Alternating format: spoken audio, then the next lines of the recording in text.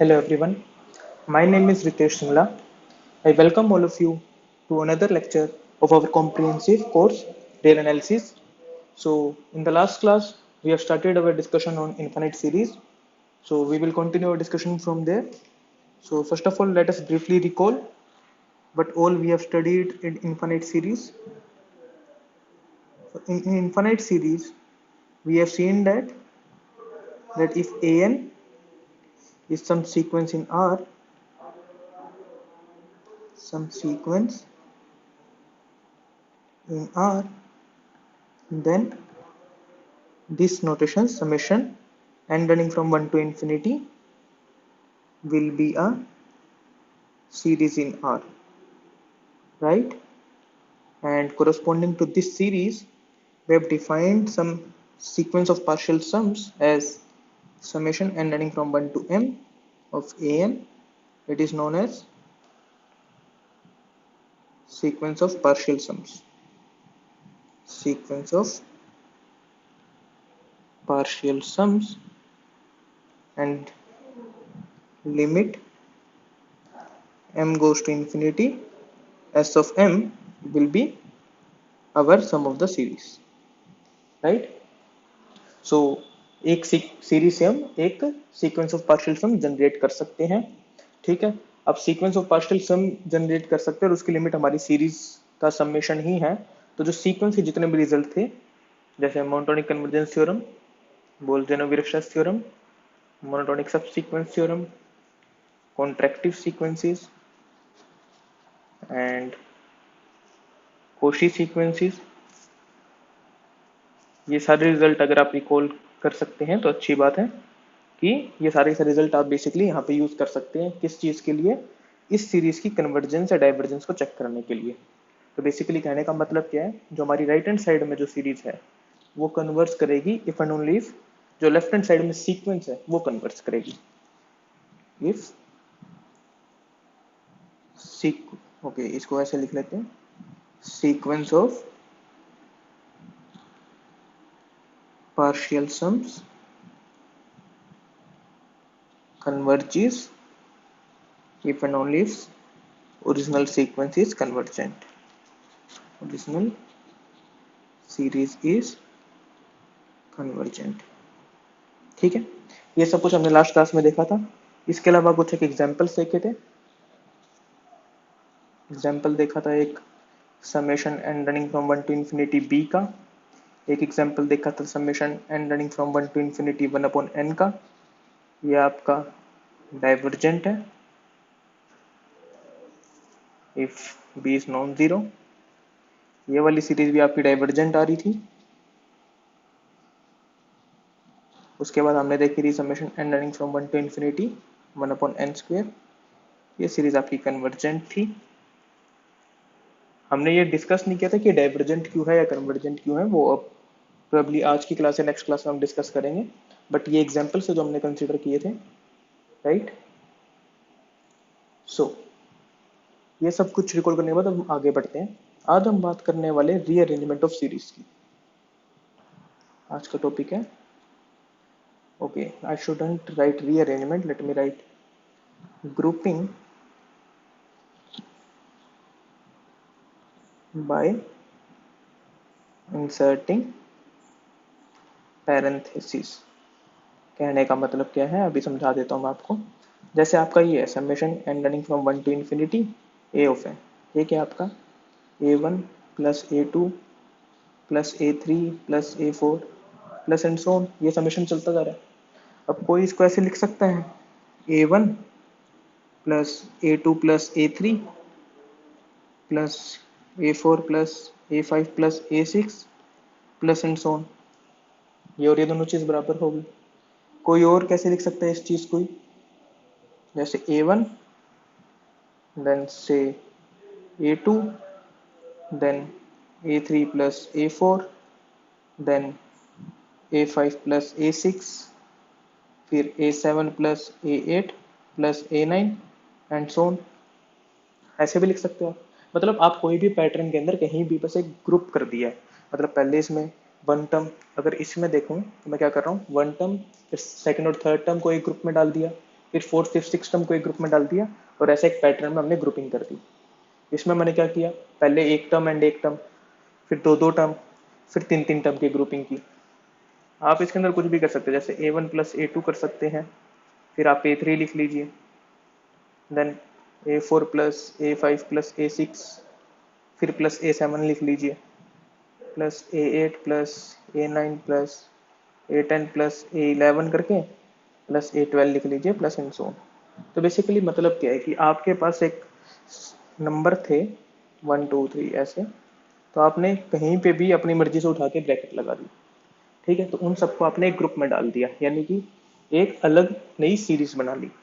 अब एक बात देखिए, मैं इस वाली को और इस वाली को कंसीडर कर रहा हूँ। Suppose B1 is equal to 1, sorry A1, B2 is equal to A2 plus A3, B3 is equal to A4 plus A5 plus A6, B7 is equal to A7, sorry, B4 is A7 plus A8 plus A9 plus A10, और ये ऐसे ही चल रहा है। Similarly मैंने C1 को लिख लिया, ओके, पहले के दो टर्म है। C1 को लिख लिया A1, C2 को लिख लिया A2, C3 as A3 plus A4, C4 as A5 plus A6, C5 को लिखेंगे A7 plus A8 plus A9, C6 को लिख लिया A10 plus A11 plus A12, and C7 को A13, A14, A15 and A16, ठीक है, एंड सो ऑन। तो जो summation n running from 1 to infinity an है और summation n running from 1 to infinity bn है, वो बेसिकली सेम ही होंगे, ठीक है। या फिर इन पर्टिकुलर मैं ये नहीं कहूँगा सेम होंगे, बट जो ये समेशन bn है,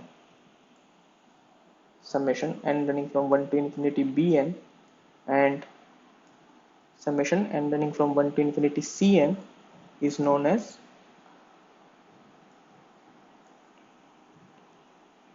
grouping of, किसकी ग्रुपिंग, इस सीरीज की, ओरिजिनल सीरीज की।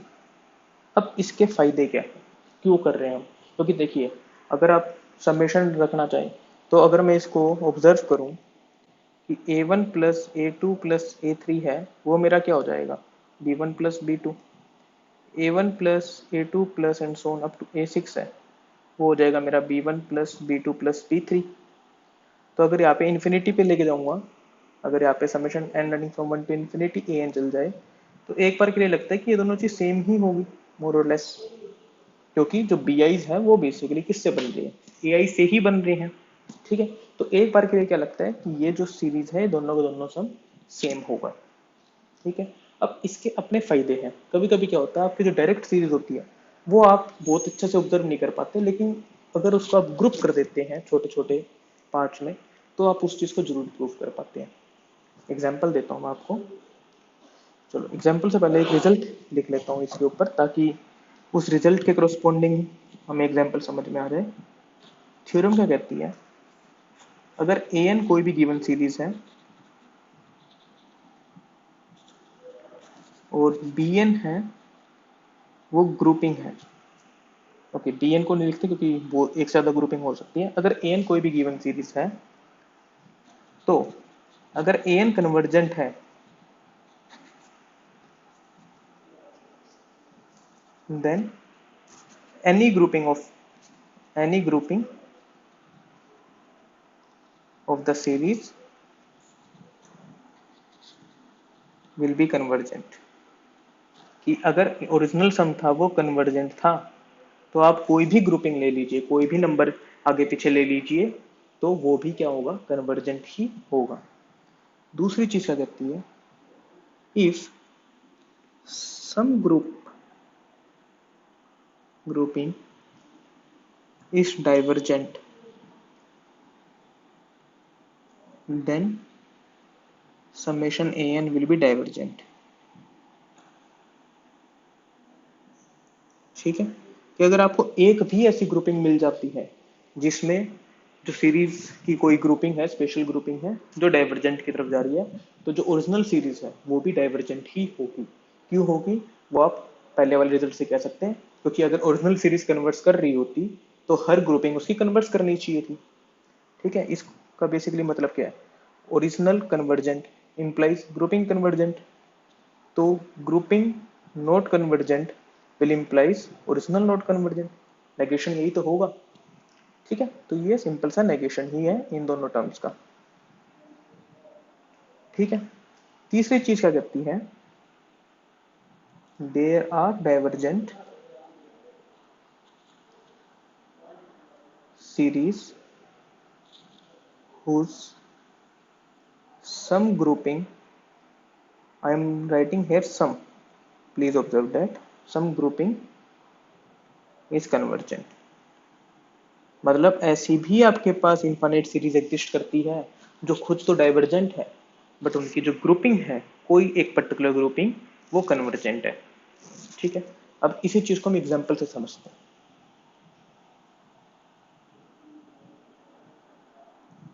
एग्जांपल ले लेते हैं। हमने क्या कहा कि अगर कोई भी सीरीज कन्वर्जेंट है तो हर ग्रुपिंग उसकी कन्वर्जेंट होगी। ये प्रूव करने के लिए आपको ज्यादा कुछ करने की जरूरत नहीं है, आप समेशन लिख सकते कि ये जो समेशन है और ये जो समेशन है ये मोर और लेस सेम ही होगा अगर ये फाइनाइट क्वांटिटी है तो। ठीक है, तो जो पहला पार्ट है इसका ये तो ट्रिवियली आप प्रूव कर सकते हैं, ट्रिवियल टू प्रूव। ऑल्दो आपसे किसी भी पेपर के अंदर ये चीज का प्रूफ नहीं मांगा जाएगा, ये बस आपके अंडरस्टैंडिंग के लिए है, बट ये पहला पार्ट आप बहुत इजीली प्रूव कर सकते हैं। दूसरा पार्ट देखते हैं कि अगर कुछ ग्रुपिंग डाइवर्जेंट है तो पूरे की पूरी सीरीज भी डाइवर्जेंट होगी। अब इसका एग्जांपल देखते हैं, तो इसको मैं रब कर देता हूँ यहाँ पे। Consider summation n running from 1 to infinity 1 upon n, basically 1 plus 1 upon 2 plus 1 upon 3 plus and so on। ठीक है, हमारा क्लेम क्या था, हमने कल ही ये चीज लिखी थी, वेरीफाई नहीं की थी कि जो सीरीज है ये वाली वो डाइवर्जेंट है, राइट। अब आज इसका प्रूफ देख लेते हैं हम एक। अब इसका प्रूफ कैसे करेंगे, प्रूफ अभी हमने क्या पढ़ा कि कोई भी सीरीज को डाइवर्जेंट प्रूव करना है तो आप क्या कह सकते हैं कि कोई भी एक ग्रुपिंग ऐसी एग्जिस्ट कर जाए जो डाइवर्जेंट है। अगर इस सीरीज की if sum grouping of the above series is divergent then we are through, then we are done. बस इतना समझ में आ गया तो आप प्रूव कर देंगे। क्या लिखा हुआ है, summation n running from 1 to infinity 1 upon n, आप जानते ये है 1 plus 1 upon 2 plus 1 upon 3 plus 1 upon 4 plus 1 upon 5 1 upon 6 1 upon 7 1 upon 8 plus and so on. ऐसा ही है, इसको आप लिख सकते हैं 1 plus 1 upon 2 plus 1 upon 3 plus 1 upon 4 plus 1 upon 5 plus 1 upon 6 plus 1 upon 7 plus 1 upon 8 and so on. तो basically आपने किया क्या, यहाँ पे 2 टर्म ऐड की, फिर 4 टर्म ऐड की, फिर आगे आप क्या करेंगे, अगर मैं इसको लिखना चाहूँ 1 अपॉन 9 से लेके 1 अपॉन 16 तक का सम लिखेंगे एंड सो ऑन। ऐसे ही आप इसको आगे बढ़ाते रहिए। तो ये किसकी ग्रुपिंग है, अब देखिए ये किससे बड़ा होगा, 1 प्लस 1/2 प्लस 3 आपका 4 से छोटा होता है तो 1/3 आपका 1/4 से बड़ा होगा, तो ये आपका 1/4 प्लस 1/4 से बड़ा हो जाएगा। ऐसी जो अगली टर्म्स है वो सब की सब टर्म 1/8 से बड़ी हो जाएगी, ऐसी जो अगली टर्म्स है वो 1/16 से बड़ी हो जाएगी, ऐसा ही चलता रहेगा, राइट। यहाँ पे लिख देते हैं 1 ग्रुपिंग। ठीक है, अब इसके अंदर खास बात क्या हुई आपकी, ये किसके इक्वल है, 1 plus 1/2 1/4 plus 1/4 again 1/2, 1/8 plus 1/8 plus 1/8 plus 1/8, 4/8, again 1/2 plus 8 time 1/16, यानी कि again 1/2 plus and so on. ठीक है, ऐसे ही चलेगा। तो अगर मैं इसको लिखना चाहूँ, सपोज कीजिए एस ऑफ एन हम क्या लिखते थे, समेशन एस ऑफ एम हम लिखते हैं n running from 1 to m 1/n, यानी कि 1 plus 1/2 plus and so on 1/m, यही होता है। ठीक है, तो इसमें एस ऑफ 2 की पावर n देखिए आप। चलिए पहले एस ऑफ 2 देख लेते हैं एक बार। एस ऑफ 2 देखेंगे तो आएगा आपका 1 प्लस 1/2। एस ऑफ 3 देखिए, सॉरी 2 की पावर 2, यानी कि एस ऑफ 4, यानी कि 1 प्लस 1/2 प्लस 1/3 प्लस 1/4। यह हमने प्रूव किया था कि ये किससे बड़ा है, 1 प्लस 1/2 प्लस 1/4 प्लस 1/4, जो आपका बड़ा हो गया 1 प्लस 1/2 प्लस 1/2, जो आपका हो गया 1 प्लस 2/2। अगर मैं ऐसी एस ऑफ 2 क्यूब देखूंगा तो वो आ जाएगा एस ऑफ 8। एस ऑफ 8 आपने अभी ही देखा था, वो था 1 प्लस 1/2 प्लस 1/2 प्लस 1/2, जो कि है 1 प्लस 3/2। तो अगर ऐसे ही मैं देखूं, एस ऑफ 2 की पावर n होगा, वो किससे बड़ा होगा, 1 प्लस n/2 से। अब इसका क्या मतलब हुआ, जो सीक्वेंस ऑफ पार्शियल सम है, इसका मतलब sequence of partial sums is not bounded. सही बात है। भी मैंने क्या किया, एक सीरीज थी 1 प्लस 1/2 प्लस 1/3 प्लस 1/4, ऐसे चलता जा रहा था। तो भाई मुझे क्या लग रहा था एक बार के लिए, इनिशियली मुझे लगा कि भाई 1/n तो जीरो की तरफ जा रहा है, तो कुछ टाइम के बाद तो टर्म्स बहुत ज्यादा वैसे ही छोटी हो रही है। तो एक बार के लिए तो लगता है यार ये फाइनाइट ही होगा, जा जाके कितना ही जाएगा। एक बार के लिए तो यही फील होता है भाई, 1/5 1/6 1/7 1/8 1/100, ये तो बहुत ज्यादा छोटी टर्म्स होती जाएगी आगे आगे। तो ऐसा ये सम इतना बड़ा कैसे हो गया। तो उसके लिए हमने क्या किया, एक ग्रुपिंग निकाल ली इसकी। ग्रुपिंग क्या निकाली, पहली दो टर्म एग्जैक्टली छोड़ दी, उसके बाद दो टर्म्स का ग्रुप बनाया, उसके बाद अगली चार टर्म्स का ग्रुप बनाया, उसके बाद अगली 8 टर्म का ग्रुप्स बनाया एंड सो ऑन। ठीक है, 1/3 प्लस 1/4, ऐसे 1/5 से 1/8, ऐसे 1/9 से 1/16। उसके बाद हमने क्या देखा कि 1/3 है वो 1/4 से बड़ा है, तो ये टोटल टर्म होगी 1/4 प्लस 1/4 से बड़ी। ऐसी जो अगला वाला ग्रुप था, उसकी हर टर्म 1/8 से बड़ी है, तो वो लिख दिया 1/8 plus 1/8 plus 1/8 and so on. ठीक है, तो हमने अभी स्टार्टिंग में ही जब लेक्चर शुरू किया था तब ये चीज रिकॉल की थी कि कोई भी सीरीज कन्वर्जेंट कब होगी, इफ एंड ओनली इफ जो सीक्वेंस ऑफ पार्शियल सम है वो कन्वर्जेंट हो। यहाँ पे लिख देते हैं, series is convergent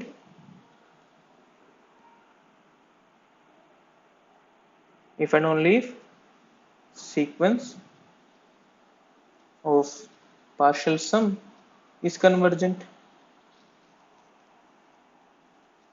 और एंड सीक्वेंस कन्वर्जेंट का क्या मतलब होगा, हमने प्रूव किया था कि सीक्वेंस कन्वर्जेंट है, इसका मतलब क्या होता है, वो बाउंडेड हो, यानी कि सीक्वेंस ऑफ पार्शियल सम्स को बाउंडेड तो होना ही पड़ेगा। तो हमने देखा कि एस ऑफ 2 है 1 प्लस 1/2, एस ऑफ 2 स्क्वेयर है मेरा 1 प्लस 2/2, एस ऑफ 2 क्यूब है मेरा 1 प्लस 3/2। तो इसी पैटर्न में अगर मैं चलूं तो एस ऑफ 2 की पावर n वो क्या हो जाएगा, 1 प्लस n/2 से बड़ा हमेशा। अब 1 प्लस n/2 से बड़ा, यानी कि जो सीक्वेंस ऑफ पार्शियल सम है ये बाउंडेड तो नहीं है, क्योंकि ये किससे बड़ी आ रही है, 1 प्लस n/2 से बड़ी आ रही है, तो ये बाउंडेड तो नहीं है। Sequence of partial sum is not bounded, इसका मतलब sequence of partial sum is not convergent. इसका मतलब series 1/n is not convergent. आई बात समझ में। ठीक है, कि भी एक बार के लिए फर्स्ट इंस्टेंस में जैसे जब मैंने भी ये चीजें पढ़ी थी तो मुझे भी लगा था यार 1/n तो वैसे ही इतना छोटा नंबर है, इतनी स्पीड से जीरो की तरफ जाता है, तो क्या ही दिक्कत होगी ऐसी। ठीक है, तो ये प्रूफ अगर आपको समझ में आ गया तो आप समझ पाएंगे कि जो सीरीज 1/n है वो दिखने में जितनी छोटी लगती है उतनी छोटी नहीं है, वो ऑल तो इन्फिनिटी की तरफ जाती है। अब इस पे कोई क्वेश्चन कर सकता है कि सर समेशन 1/n तो आप कह रहे हो कि इन्फिनिटी की तरफ जा रहा है, लेकिन समेशन 1/n स्क्वायर करते ही वो कन्वर्जेंट है, और इन पर्टिकुलर वो पाई स्क्वायर बाय 6 पे जाता है। तो ऐसा इसमें क्या खास बात होगी कि 1/n और 1/n स्क्वायर इतनी कितनी टर्म हमारे बीच में ड्रॉप हो जाती है कि जो आपका ये जो सम है ये कन्वर्जेंट हो जाता है। तो इसका आंसर भी हम फाइंड करेंगे, वी विल सी दिस। ठीक है, हम ये भी देखेंगे कि समेशन 1/n स्क्वायर है वो भी कन्वर्जेंट है। ठीक है, ये देखेंगे, अभी जरूरी नहीं है कि एक ही साथ आप सब कुछ देखें, स्टेप बाय स्टेप चलना है हमें। तो ये क्लियर है कि समेशन 1/n इन्फिनिटी पे कन्वर्ट करता है। अब देखिए इस थ्योरम का, यानी कि ये वाला हमने देख लिया कि अगर कोई ग्रुपिंग है जो डाइवर्जेंट है तो पूरी की पूरी सीरीज भी डाइवर्जेंट हो जाएगी। इसका हमने एक यूज देख लिया है, एक एग्जांपल देख लिया है। अब इसका थर्ड पॉइंट और देखते हैं। ये क्या कह रहा है कि ऐसी भी डाइवर्जेंट सीरीज है जिसकी कुछ ग्रुपिंग कन्वर्जेंट आ जाए। अब इसका एग्जांपल और देख लेते हैं। एग्जांपल आप ले लीजिए summation n running from 1 to infinity -1 की पावर n-1 ले लीजिए। तो आप जानते हैं s ऑफ m की अगर मैं बात करूं तो वो होता है summation n running from 1 to m -1 की पावर n-1, राइट। तो आप ये जानते हैं कि s ऑफ 2m होगा वो हमेशा 0 होगा, और s ऑफ 2m-1 होगा वो हमेशा आपका +1 होगा। ठीक है, तो इस यहीं से हमने कहा था कि जो सीरीज है ये रनिंग फ्रॉम 1 टू इंफिनिटी -1 की power n-1 is not convergent, क्योंकि जो इसके सीक्वेंस ऑफ पार्शियल सम है वो एक बार तो जीरो की तरफ जा रहे हैं, जैसे इवन होते हैं तो जीरो हो जाते हैं, और जैसे ओड होते हैं वो 1 हो जाते हैं। ठीक है, तो ये हमने देखा था कि ये कन्वर्जेंट नहीं है। अब देखिए इसमें an मेरा क्या है, बेसिकली -1 की पावर n-1। अब अगर मैं ये चीज ऑब्जर्व कीजिए, b1 को लिख लेता हूँ a1 प्लस a2, b2 को लिख लेता हूँ a3 प्लस a4, ऐसे b3 को लिख लेता हूँ a5 प्लस a6। ठीक है, तो यहां से आप ये चीज ले सकते हैं कि a1 plus a2 plus a3 plus a4 plus and so on, इसको मैंने क्या लिख लिया, इस टाइप की ग्रुपिंग कर ली, a1 plus a2, a3 plus a4, a5 plus a6 and so on. अब ये ग्रुपिंग होगी। अब इस ग्रुपिंग का फायदा क्या है, ये क्या हो जाएगा, आप जानते हैं a1 प्लस a2 क्या है, 1-1 plus 1 plus -1 plus 1 plus -1 and so on. या फिर इसको चलो ऊपर के लिए एक स्टेप और लिख लेते हैं, ये हो जाएगा b1 plus b2 plus b3 plus and so on. भी मैंने क्या किया, एक बहुत से इनफाइनाइट नंबर ऑफ एलिमेंट से तो दो दो एलिमेंट का पेयर बना लिया। ठीक है, अब इसकी खास बात क्या है, bi हमेशा 0 है फॉर ऑल i, क्योंकि bi क्या है मेरा, basically b of 2i minus sorry a of 2i-1 plus a of 2i, ये हो जाएगा -1 की पावर 2i-2 प्लस -1 की पावर 2i-1, ये आपका कितना हो जाएगा, +1, और यह हो जाएगा -1, टोटल 0 फॉर ऑल i। ठीक है, तो bi आपका 0 है, इसका मतलब क्या हुआ, समेशन bi है वो भी क्या होगा, 0 ही होगा as i goes from 1 to infinity। And bi क्या है, ग्रुपिंग है किसकी, ai की। समझ में आया, यानी कि आप, ऐसा भी हो सकता है कि कोई भी एक डाइवर्जेंट सीरीज थी, या फिर आपकी नॉट कन्वर्जेंट सीरीज थी, तो उसकी भी एक ग्रुपिंग आप फाइंड कर सकते हैं जो कि बहुत ही स्मूथली कन्वर्जेंट है। बहुत ही सिंपल एग्जांपल था, मैंने आपको पहले ही कहा था जब हम सीक्वेंस पढ़ रहे थे, ये जो -1 की पावर n वाली चीजें हैं, ये वाली जो सीक्वेंस है बहुत स्पेशल सीक्वेंस है। बहुत सी चीजों को काउंटर करने में आपका ये इकलौता एग्जाम्पल काम आ जाता है।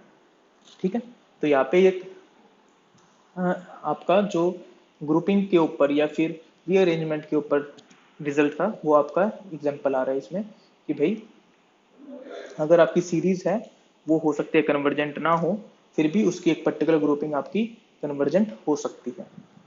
ठीक है, चलिए ये एक पॉइंट हो गया। अब एक और रिजल्ट है वो देख लेते हैं।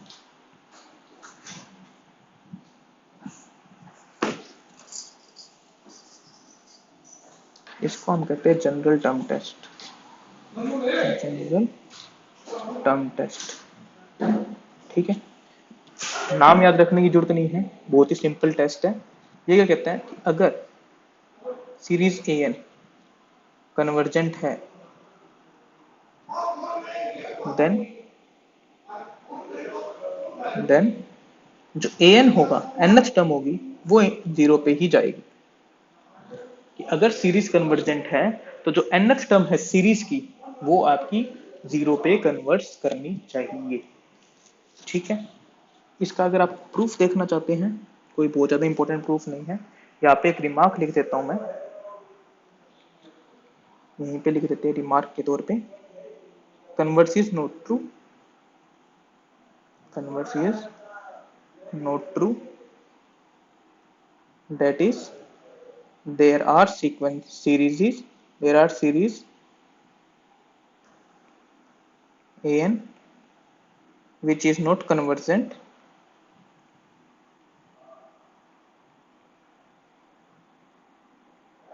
but उनकी जो nth टर्म है वो जीरो पे जा रही है। इसका बहुत ही सिंपल एग्जांपल हम देख चुके हैं, अभी हमने प्रूव किया था सीरीज 1/n।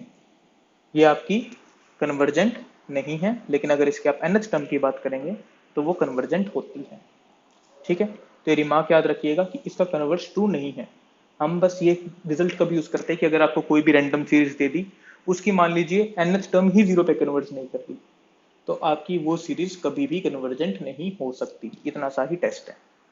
अगर आपको इसका प्रूफ देखना है, ऑल्दो प्रूफ रेलेवेंट नहीं है बहुत ज्यादा, कहीं पूछा नहीं जाता, बट फिर भी देख लेते हैं। हम जानते हैं कि summation a n is convergent. देखिए जब मैं यहाँ पे लिमिट नहीं डाल रहा हूँ कि n कहाँ से कहाँ जा रहा है, तो ये अंडरस्टैंडेबल है कि n 1 से इन्फिनिटी पे जा रहा है। अगर फाइनाइट सम होगा तो मैं सब इन पर्टिकुलर बताऊंगा भी कितना पे है, ठीक है। तो आप जानते हैं जो Sm है, जहाँ पे n running from 1 to m, an, ये क्या होगा, कन्वर्जेंट होगा। यानी कि सीक्वेंस ऑफ पार्शियल सम क्या होगी मेरी, convergent. Sequence of partial sum convergent है, ठीक है। Sn is convergent, hence Cauchy. This implies for given epsilon greater than 0, there exists n epsilon belongs to n such that mod of Sm minus Sn is less than epsilon for all m comma n greater than equal to n epsilon, right। ये चीज होगी भी। Sn convergent है, convergent है मतलब कोशी है, ये Cauchy sequence की डेफिनेशन है। नाउ whenever m, केवल m की बात कर रहा हूं मैं यहाँ पे, is greater than equal to n epsilon, this implies mod of am minus 0 which is mod of am। mod of am मेरा क्या होता है, s of m minus s of m minus 1। Okay, यहाँ पे n epsilon प्लस 1 कर लेते हैं। अब ठीक, जब जब m मेरा n epsilon प्लस 1 से बड़ा होगा तो mod of am माइनस 0 है, जो कि मेरा mod of am ही है, वो क्या हो जाएगा, sm minus s of m minus 1। अब ये चीज आपकी लेस देन एप्सिलॉन है बाय इक्वेशन 1। इसका क्या मतलब हुआ, mod of a m minus 0 is less than epsilon for all m greater than equal to n epsilon plus 1। This implies a m converges to 0। इतना सा ही प्रूफ था आपका कि हमने क्या कहा कि सीरीज कन्वर्जेंट है। सीरीज कन्वर्जेंट है मतलब सीक्वेंस ऑफ पार्शियल सम्स क्या होंगे, कन्वर्स करेंगे। Sequence of partial sum basically होता क्या है कि अगर मैं एस एम की बात कर रहा हूँ तो वो क्या है, पिछले m-1 पार्शियल सम्स के अंदर am को ऐड कर देते हैं। तो इसलिए अगर sequence of partial sum converse कर रहे हैं तो वो कोशी होंगे। कोशी की डेफिनेशन लगा के मैं प्रूव कर पाऊंगा कि जो सीरीज की nth टर्म है वो मेरी जीरो पे कन्वर्स करनी जरूरी है। ठीक है, यहाँ तक क्लियर है। चलिए अब इसका यूज का एग्जाम्पल देख लेते हैं, एक एग्जाम्पल देख लेते हैं। एग्जाम्पल, ये सीरीज देखिए आप, summation n running from 1 to infinity n upon 5n plus 11। अब आप सीधा ये सीरीज देखेंगे तो आप कहेंगे पता नहीं क्या कैसी टर्म है इसमें, 1/16, उसके बाद आप देखेंगे 2/20, sorry 2/21, then it will be 3/26 and so on. तो ये भी दिखेगा यार एक बार के लिए, तो ये जो सीक्वेंस सीरीज है अगर ऐड करें तो फाइनाइट सम की तरफ जानी चाहिए, एक बार के लिए तो यही लगेगा।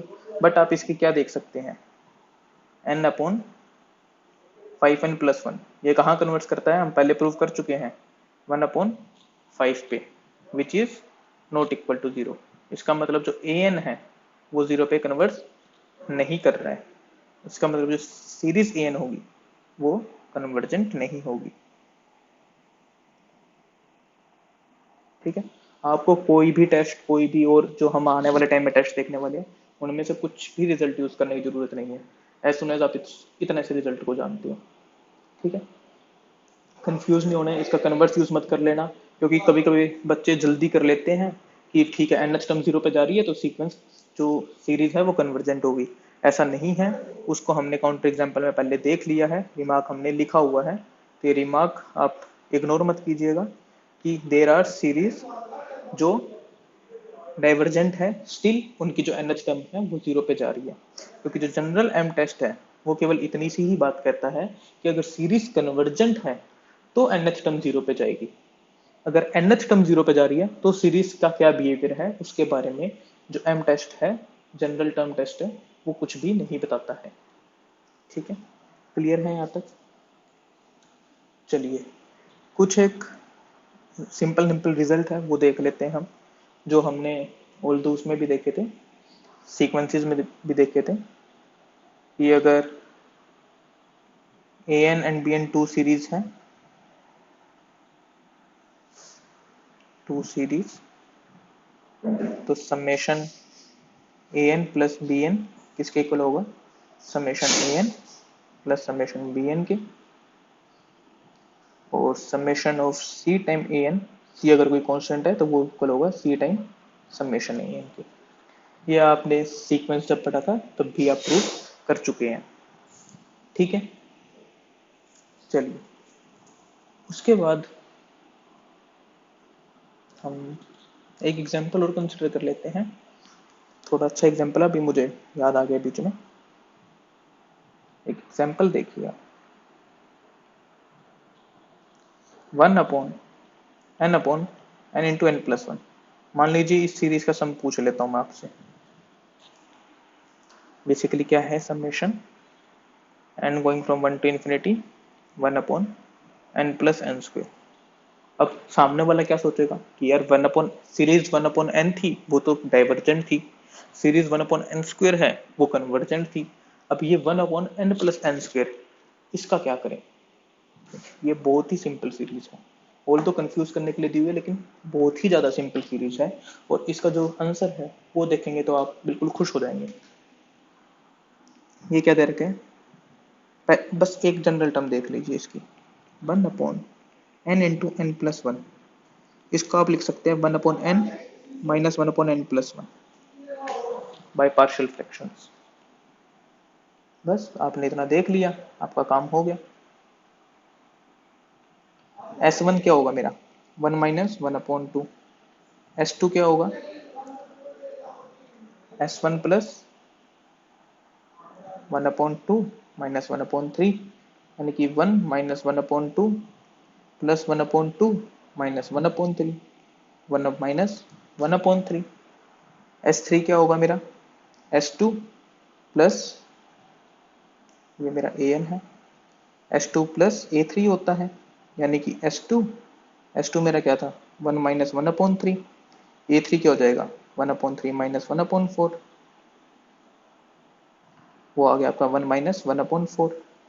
तो यहाँ से आपको क्या मिला, जो Sn है मेरा बेसिकली वो है मेरा 1/n 1 minus 1/n+1। S N आपका कहाँ कन्वर्ट कर रहा है, 1 पे। इसका मतलब जो सीरीज ए एन है वो कहाँ कन्वर्ट करेगी, 1 पे। बस, n running from 1 to infinity. इसका मतलब जो सीरीज 1/n×n+1 थी वो आपकी कन्वर्जेंट हो जाएगी। क्लियर है? मतलब देखने में इतना खतरनाक लग रहा था बट बिल्कुल भी खतरनाक नहीं था। समझ में आया यहाँ तक? अब इस रिजल्ट को एक तरीके से और कर सकते थे, वो हमारा आज का लास्ट रिजल्ट होगा, जो है मेरा थ्योरम लिमिट कंपैरिजन टेस्ट। ठीक है, लिमिट कंपैरिजन टेस्ट नाम से थोड़ा सा आपको शायद क्लियर हो गया होगा कि भाई आपको इसमें करना क्या है।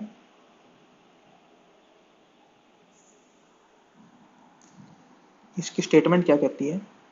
ओके, लिमिट कंपैरिजन टेस्ट से पहले केवल कंपैरिजन टेस्ट की बात कर लेते हैं, ताकि लिमिट कंपैरिजन टेस्ट उसकी एक पर्टिकुलर केस टाइप आप ऑब्जर्व कर पाएंगे। कंपैरिजन टेस्ट की बात करते हैं।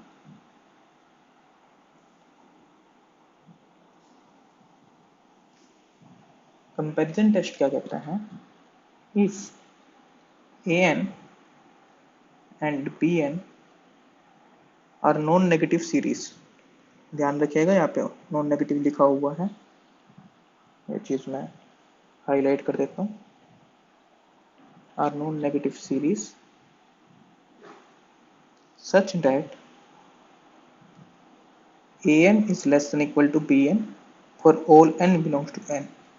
मतलब क्या है कि जो टर्म है, इंडिविजुअल टर्म है सीरीज की, वो एक पैटर्न फॉलो कर रही है कि an है वो less than equal to bn है। ठीक है, ऑफ कोर्स एक फिक्स्ड क्वांटिटी के बाद भी हो सकता है स्टार्टिंग के टर्म्स में अलग बिहेवियर हो, बट कुछ फाइनाइट टर्म्स को छोड़ के अगर इस टाइप का बिहेवियर आने लग रहा है, then if bn is convergent, then so does an। if an is divergent, then so does bn। मतलब क्या है कि अगर an, यहाँ पे डेट इज लिख लेते हैं,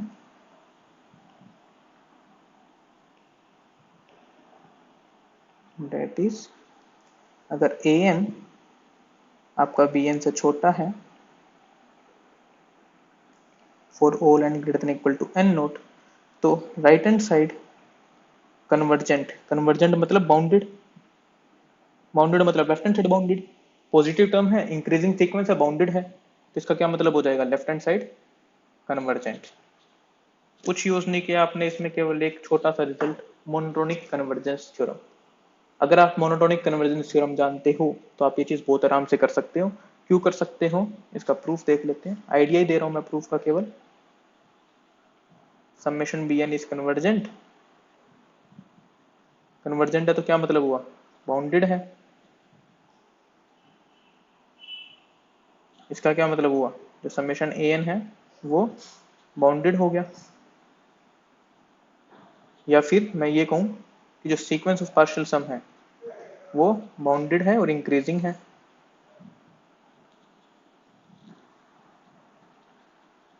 इसका क्या मतलब हुआ कि जो एस एन है वो कन्वर्जेंट है। किससे, बाय मोनोटोनिक कन्वर्जेंस थ्योरम। इसका मतलब ए एन की जो सीरीज है वो कन्वर्जेंट होगी। बस इतना सा रिजल्ट था कि भी राइट हैंड साइड कन्वर्जेंट है, तो राइट हैंड साइड कन्वर्जेंट होने के मतलब क्या होता है, बाउंडेड हो जाती है। राइट हैंड साइड बाउंडेड हो गई है तो लेफ्ट हैंड साइड भी क्या हो जाएगी, बाउंडेड हो जाएगी।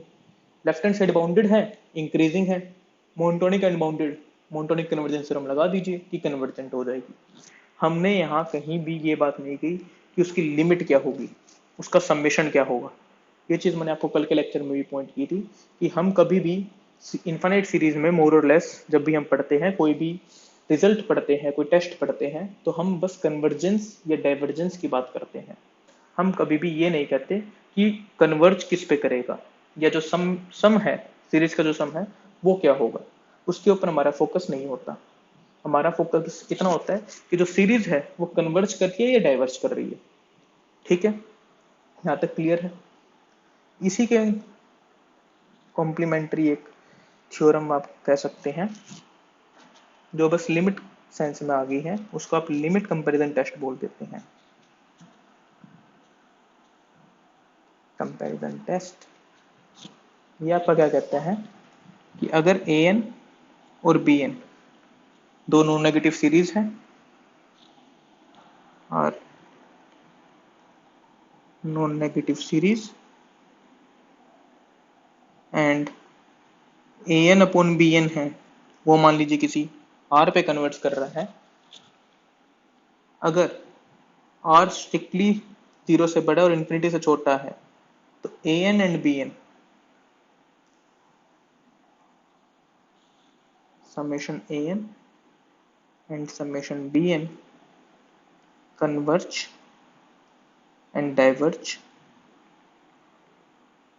together। ठीक है, इसको अगर आपको प्रूफ करना है, इसका अगर मुझे प्रूफ देखना है तो कोई बहुत बड़ी बात नहीं है। आपको बस ये देखना है कि ए एन अपॉन बी एन है वो आर पे कन्वर्ट कर रहा है, तो बेसिकली जो आर बी एन से A N R b n के बीच में ही होगा, या फिर माइनस आर बी एन कह सकता हूँ, सॉरी,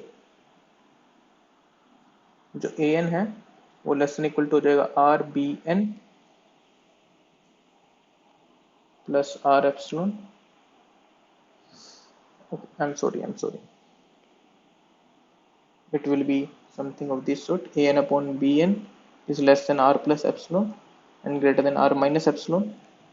तो यहाँ से आपका आ जाएगा जो an है वो bn times r plus epsilon से छोटा है और bn times r minus epsilon से बड़ा है। यह कांस्टेंट क्वांटिटी है, कोई फर्क नहीं पड़ता। तो जो आपका कंपैरिजन टेस्ट ही था, वहीं से आप ये चीज बड़े ही प्यार से कह सकते हैं। ठीक है, इसका अगर मैं एग्जाम्पल देखूं साइमल्टेनियसली, एग्जाम्पल, तो आपने अभी ये चीज देखी थी 1/n² प्लस n। अगर मुझे इसकी कन्वर्जेंस या डाइवर्जेंस देखनी है, यानी कि ए एन आपने ले लिया 1/n² प्लस n, ठीक है, बी एन को आप ले लीजिए 1/n²। तो जो आपका ए एन अपॉन बी एन होगा वो होगा n² अपॉन n² प्लस 1, जिसकी लिमिट 1 है। तो यानी कि जो समेशन बी एन है और समेशन ए एन दोनों के दोनों कन्वर्ज और डाइवर्ज एक साथ करेंगे। एक डाइवर्ज करेगा तो दूसरा डाइवर्ज करेगा, एक कन्वर्ज करेगा तो दूसरा कन्वर्ज करेगा। और आप जानते हैं कि समेशन बी एन है वो क्या है, कन्वर्जेंट है। थोड़ा सा फास्ट हो गया, इसको अगले पेज पे देख लेते हैं एग्जाम्पल के तौर पे। Test the convergence of series 1/n² plus से 100n प्लस 1000। अब मान लीजिए कितना भी बड़ा नंबर दे दें नीचे, तो आप सिंपल जानते हैं ए एन मेरा बेसिकली क्या है, 1/n² plus 100n plus 1000। Take b n is equal to 1/n²। Then a n upon b n आपका क्या हो जाएगा, n² upon n² plus 100n plus 1000। वो आप जानते हैं 1 पे कन्वर्ट कर रहा है, सीक्वेंस में आप ये चीज देख चुके हैं। As n goes to infinity वो स्ट्रिक्टली ग्रेटर देन 0 है और स्ट्रिक्टली लेस देन इन्फिनिटी है। This implies summation a n and summation b n converge and diverge together, and since summation 1/n² is convergent, this implies summation summation an is convergent। ठीक है, clear है यहाँ तक।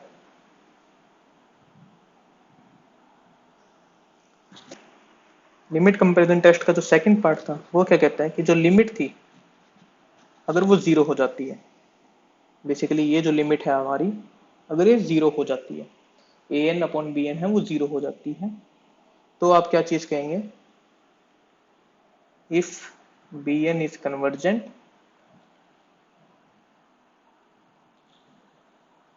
Then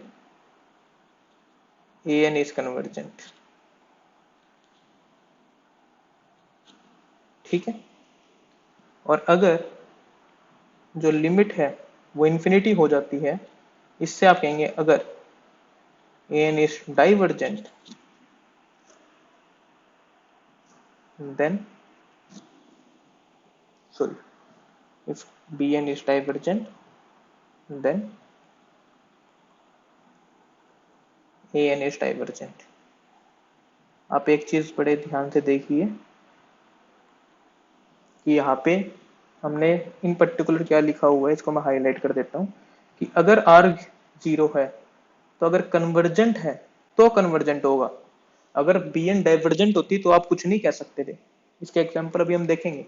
similarly अगर are infinity है तो divergent है तो डाइवर्जेंट है, अगर बी एन कन्वर्जेंट हो तो आप ए एन के बारे में कुछ नहीं कह सकते। एक बहुत ही सिंपल एग्जाम्पल से इस चीज को रैप अप करते हैं, यही रिजल्ट लेते हैं one upon n square plus n. अब बी एन को अब वन अपॉन एन स्क्र की जगह वन अपॉन एन भी तो ले सकते थे। अब आप देखिए a n upon b n क्या आ जाएगा, n upon n square plus n, जो किस पे जा रहा है जीरो पे, यानी कि ए एन अपॉन बी एन जा रहा है जीरो पे। समेशन बी एन क्या है, कन्वर्ट सॉरी डाइवर्जेंट, लेकिन यहाँ पे लिमिट क्या है जीरो और बी एन क्या है डाइवर्जेंट, तो समेशन ए एन क्या होगा, we can't conclude, not conclude. समझ में आई बात? I think it is clear कि हमने क्या किया कि one upon n square plus n था, बी एन को मैंने वन अपॉन एन स्क्वायर लिया था तो मेरी लिमिट वन आई थी और मैंने काम कह दिया था भी ठीक है सब कुछ सही चल रहा है। अब बी एन को मैंने वन अपॉन एन ले लिया एक बार के लिए, क्योंकि क्या है एक पॉसिबल चॉइस ही तो ले रहे हो आप, गेस ही कर रहे हो इनिशियली, जब तक प्रैक्टिस नहीं है तो आप अलग अलग एन की पावर ही लोगे। तो a n upon b N मैंने देखा वो जीरो पे जा रहा है। अब जैसे ही a n upon b n zero पे जा रहा है, मेरा रिजल्ट क्या कहता है कि अगर सीरीज कन्वर्जेंट है बी एन वाली तो ए एन कन्वर्जेंट होगा, यानी कि अगर डिनोमिनेटर वाली सीरीज कन्वर्जेंट है तो न्यूमरेटर वाली सीरीज कन्वर्जेंट होगी। अगर डिनोमिनेटर वाली सीरीज डाइवर्जेंट है तो न्यूमरेटर वाली क्या होगी वो मैं नहीं जानता। तो ये रिजल्ट जब आप यूज करो सीरीज के अंदर, बस होता यही है कि बच्चे रिजल्ट है वो पढ़ते हैं लेकिन आधा अधूरा याद कर लेते हैं, और जब पेपर की टाइम आता है तो जल्दी जल्दी में लगा देते हैं। ठीक है, बहुत ही आराम से समझना है इस चीज को कि ए एन अपॉन बी एन की अगर लिमिट फाइनाइट है और नॉन जीरो है तो हम क्या कहते हैं कि कन्वर्ज और डाइवर्ज एक साथ करेगी। अगर a n upon b N की लिमिट जीरो है तो अगर डिनोमिनेटर कन्वर्जेंट है तो न्यूमिनेटर कन्वर्जेंट होगा। अब ऐसे ही इसके अंदर एक और एग्जांपल ले लेता हूं, मैं इसको रब कर देता हूं क्योंकि मेरे पास और स्लाइड्स नहीं है अभी। अगर यहीं पे कोई वन अपॉन एन क्यूब ले लेता तो a n upon b n क्या हो जाता आपका, n cube upon n square plus n which is converging to infinity. तो a n upon b n कहां जा रहा है इन्फिनिटी पे। तो हमने क्या सीखा है कि अगर डेनोमिनेटर डाइवर्जेंट है तो न्यूमरेटर डाइवर्जेंट है, बट यहां पे तो डेनोमिनेटर क्या है मेरा कन्वर्जेंट है। अब डेनोमिनेटर कन्वर्जेंट है तो न्यूमरेटर कैसा दिखेगा हम नहीं जानते। आई समझ में बात? तो ये चीज आपको बहुत ही ध्यान से, अगर आप रिजल्ट याद कर रहे हैं तो आपको बहुत ध्यान से चीजों को याद करने की जरूरत पड़ेगी। अगर आप इसको प्रूफ कर रहे हैं और उसके बाद आप समझ रहे हैं तो कोई दिक्कत नहीं आएगी, क्योंकि इस चीज को आप बहुत ही इजिली, जो मैंने यहाँ पे इसका प्रूफ लिखा था यहाँ पे देख सकते हैं, आर को बस जीरो पुट कर दीजिए। आर को जीरो पुट करते ही ए एन मेरा एप्सिलॉन टाइम्स बी एन से छोटा हो जाएगा। ठीक है, जैसे ही मैंने आर को जीरो पुट किया तो ए एन मेरा एप्सिलॉन टाइम बी एन से छोटा हो गया। तो राइट हैंड साइड कन्वर्जेंट तो लेफ्ट हैंड साइड कन्वर्जेंट। कहाँ कैसे कह सकता हूं मैं ये, क्योंकि कंपैरिजन टेस्ट, जो केवल कंपैरिजन टेस्ट पढ़ा था कि राइट हैंड साइड कन्वर्जेंट है तो लेफ्ट हैंड साइड कन्वर्जेंट हो जाएगी। तो इसलिए जब r 0 होता है तो राइट हैंड साइड कन्वर्जेंट की वजह से लेफ्ट हैंड साइड कन्वर्जेंट हो जाती है। सिमिलरली अगर मैं r को इन्फिनिटी पुट कर दूं इसी इनइक्वालिटी में, तो आप यहां से इस रिजल्ट को देखिए, क्योंकि ये तो लेफ्ट राइट हैंड साइड वाली तो इन्फिनिटी बन जाएगी, लेफ्ट हैंड साइड क्या हो जाएगा, bn r माइनस एप्सिलॉन से an आपका बड़ा है। तो अगर लेफ्ट हैंड साइड डाइवर्जेंट है तो राइट हैंड साइड भी डाइवर्जेंट हो जाएगी। ठीक है, तो कंपैरिजन टेस्ट ही है। मैंने अभी कहा था कि अगर आपने कंपैरिजन टेस्ट समझ लिया तो लिमिट कंपैरिजन टेस्ट के अंदर ज्यादा कुछ समझने के लिए नहीं है, बस उसको लिमिट फॉर्म में लिख दिया उन्होंने। ठीक है, समझ में आया, याद रहेगा। चलिए इसी के साथ हम हमारा आज का लेक्चर को यहीं पे स्टॉप करते हैं।